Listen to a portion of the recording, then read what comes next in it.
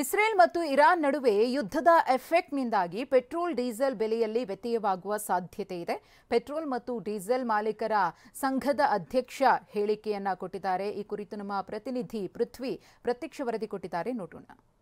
Israel ಮತ್ತು Iran ನಡುವೆ ಎರಡು ದೇಶಗಳ ನಡುವೆ ಯುದ್ಧ ನಡೀತಾ ಇದ್ರೆ ಸೊ ಇದರ ಪರಿಣಾಮ ಈ ಒಂದು ಕ್ರೂಡ್ ಆಯಿಲ್ಗಳ ಮೇಲೆ ಮತ್ತೆ ಪೆಟ್ರೋಲಿಯಂ ಉತ್ಪನ್ನಗಳ ಮೇಲೆ ಹೇಗೆ ಬೀಳ್ಬೋದು, ಭಾರತಕ್ಕೇನಾದರೂ ಇದರಿಂದ ಎಫೆಕ್ಟ್ ಆಗುತ್ತಾ ಇಲ್ಲ ವರ್ಲ್ಡ್ ವೈಡ್ ಇದರ ಎಫೆಕ್ಟ್ ಹೇಗಿರುತ್ತೆ ಅನ್ನೋದ್ರ ಬಗ್ಗೆ ಈಗ ಮಾತಾಡಲಿಕ್ಕೆ ನಮ್ಮ ಜೊತೆ ರಾಜ್ಯ ಪೆಟ್ರೋಲ್ ಮತ್ತು ಡೀಸೆಲ್ ಮಾಲೀಕರ ಸಂಘದ ಅಧ್ಯಕ್ಷ ಬಾಲಾಜಿ ಅವರು ಇದ್ದಾರೆ. ಅವ್ರನ್ನ ಮಾತಾಡ್ಸೋಣ.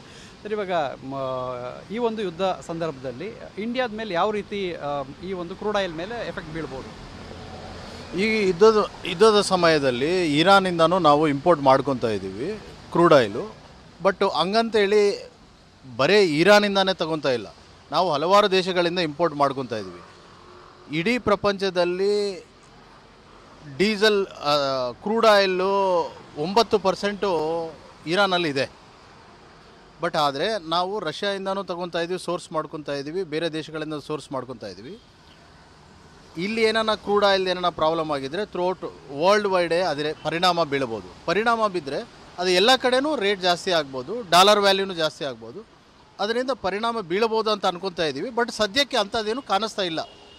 ಈಗ ಇರಾನಿಂದ ನಾವು ಎಷ್ಟು ತಗೊಳ್ತಾ ಇದ್ದೀವಿ ಇಂಡಿಯಾಕ್ಕೆ, ಅಂದರೆ ಎಷ್ಟು ಪರ್ಸೆಂಟೇಜ್ ತಗೊಳ್ತಾ ಇದ್ದೀವಿ, ಇಲ್ಲ ಬೇರೆ ದೇಶಗಳಿಂದ ಎಷ್ಟು ಪರ್ಸೆಂಟೇಜ್ ತಗೊಳ್ತಾ ಇದ್ದೀವಿ ಹಾಲಿ ಇವಾಗ? ಈಗ ಅದು ಆ ಸಂಖ್ಯಾ ನನಗೆ ಅಷ್ಟು ಗೊತ್ತಿಲ್ಲ. ಬಿಕಾಸ್ ಅದು ಕಂಪನಿದವರು ಸೋರ್ಸ್ ಮಾಡ್ಕೊಳ್ಳೋದು, ಯಾವ ರೀತಿಯಲ್ಲಿ ಯಾವ ಕಂಪನಿಯಿಂದ ತೊಗೊಂಡಿದ್ರೆ ಅದಕ್ಕೂ ಮುನಾಫಾ ಸಿಗುತ್ತೆ ಅಂತೇಳಿ ಅವ್ರವ್ರು ತೊಗೊತಾರೋ, ಅದರದ್ದು ವಿಚಾರ ನನಗೆ ಗೊತ್ತಿಲ್ಲ. ಈಗ ಇರಾನಿಂದ ನಾವು ಪರ್ಚೇಸ್ ಮಾಡೋದಕ್ಕೂ ಬೇರೆ ಕಂಟ್ರಿಗಳಿಂದ ಪರ್ಚೇಸ್ ಮಾಡೋಕ್ಕೂ ಏನು ಡಿಫ್ರೆನ್ಸ್ ಏನಿರುತ್ತೆ? ಏನಿಲ್ಲ, ನಾವು ಮಾಮೂಲಾಗಿ ಇರಾನ್ ಮುಂಚೆ ನಮ್ಮದು ರುಪೀಸ್ ತೊಗೊಂಡು ನಮಗೆ ಡೀಸೆಲ್ ಕೊಡ್ತಾಯಿದ್ರು. ಅದೇ ರೀತಿಯಲ್ಲಿ ನಮಗೆ ಈಗ ರಷ್ಯಾನೂ ಸೋರ್ಸ್ ಮಾಡ್ತಾ ಇದೆ. ನಮ್ಮ ರುಪೀಸ್ನೇ ತೊಗೊಂಡು ಅವರೂ ನಮಗೆ ಡೀಸೆಲ್ ಕೊಡ್ತಾ ಇದ್ದಾರೆ, ಅದೇ ಕ್ರೂಡ್ ಆಯಿಲ್ ಕೊಡ್ತಾ ಇದ್ದಾರೆ.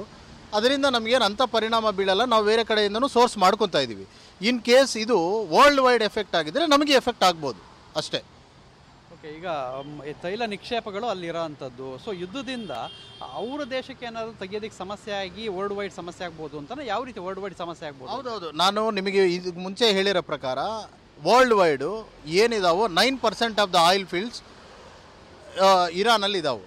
ಅದರಿಂದ ಅವ್ರು ತೆಗಿಯೋಕ್ಕಾಗಲ್ಲ. ಅಂದರೆ ಅವ್ರು ಎಲ್ಲೆಲ್ಲಿ ಎಕ್ಸ್ಪೋರ್ಟ್ ಮಾಡ್ತಾರೋ ಅವರೆಲ್ಲ ದೇಶದ ಮೇಲೇನೂ ಸ್ವಲ್ಪ ಪರಿಣಾಮ ಬೀಳಬೋದು. ಇತ್ತೀಚೆಗೆ ಅಮೆರಿಕ ಅವ್ರ ಮೇಲೆ ಸ್ಯಾಂಕ್ಷನ್ಸ್ ಇದೆ. ಆ ಸ್ಯಾಂಕ್ಷನ್ಸಿಂದ ಕೆಲವು ಕಂಟ್ರೀಸ್ ಅವರಿಂದ ತಗೊತಾ ಇಲ್ಲ, ನಾವು ಅವರಿಂದ ತಗೊತಾ ಇದ್ದೀವಿ. ನಮಗೆ ಸ್ವಲ್ಪ ಇದರಿಂದ ಪರಿಣಾಮ ಬೀಳಬೋದು ಅಂತ ನಾನು ಅನ್ಕೊತಾ ಇದ್ದೀನಿ. Thank you. ಸೊ ಇದಿಷ್ಟು ಬಾಲಾಜಿ ಅವರು ಹೇಳ್ತಾ ಇರುವಂಥದ್ದು. ಅಂದರೆ ಕೇವಲ ಇರಾನಿಂದ ಮಾತ್ರ ಇಂಡಿಯಾ ತಗೊಳ್ತಾ ಇಲ್ಲ, ಬೇರೆ ದೇಶಗಳಿಂದ ತಗೊಳ್ತಾ ಇರೋದ್ರಿಂದ ವರ್ಲ್ಡ್ ವೈಡ್ ಇದು ಎಫೆಕ್ಟ್ ಆದರೆ ಆ್ಯಸ್ ಯೂಶುವಲ್ ಇಂಡಿಯಾಕ್ಕೂ ಕೂಡ ಅದು ಎಫೆಕ್ಟ್ ಆಗ್ಬೋದು ಅಂತ ಅವ್ರು ಹೇಳ್ತಾ ಇದ್ದಾರೆ. ಕ್ಯಾಮ್ರಾಮನ್ ವಿಲ್ಫ್ರೆಡ್ ಜೊತೆ ಪೃಥ್ವಿರಾಜ್ ಬೊಮ್ಮನಕೆರೆ, TV9 ಮಂಗಳೂರು.